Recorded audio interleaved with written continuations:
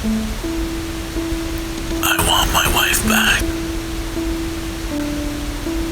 There was a quiet force behind the words as I spoke them. I had agonized over how I would plead my case, what meandering, trembling story I would spin when the time came. But now that it had, I knew exactly what to say. Not a letter wasted, not a syllable carelessly uttered. The product of all desperation and conviction burned in a crucible and cast into a sentence. The words cooled quickly in the silence. The young man opposite fixed me with a calm stare.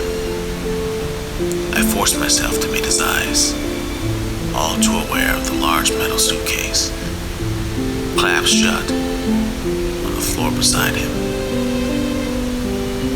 I'd already lost a son before.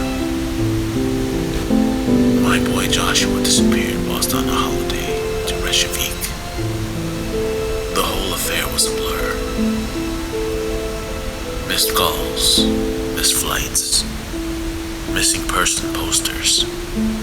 Then, after 3 years of silence, simply missed.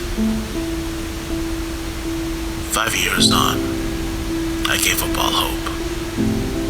But my wife, she never stopped searching. She said she knew he was alive, that she felt something only a mother could feel. All our money went to private investigators.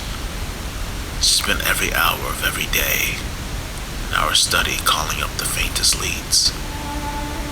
And she would cry almost every night.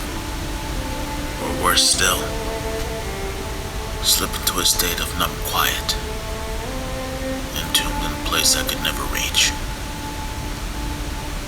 A decade after his disappearance, Josh was found. Our son stumbled from a fishing boat in Denmark, muttering our names. The day we found out was our first joyful day in 10 years. We met him at an airport. Now almost a man, looking so different yet so familiar. He cried in my arms when we took him home. 2 weeks passed, and Harmony returned to our house. Josh was quieter, reluctant to talk about his disappearance, distant from his friends. But he was happy to be home and to me and my wife. That was all that mattered.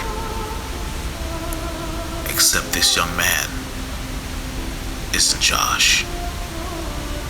Yesterday, one of the private investigators contacted me, saying that he suspected this new Josh as some sort of imposter, exploiting our desperation to attain the family he'd never had.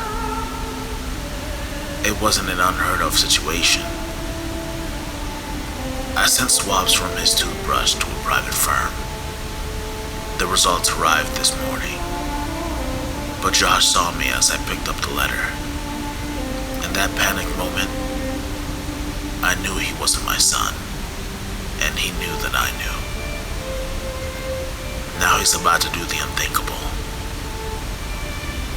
We stare at each other for a while, just a little while longer. My words hanging in the air. The silence is broken by my wife's calls from downstairs. Boys, dinner's ready. In quiet understanding, Josh drops his hastily packed suitcase and walks past me.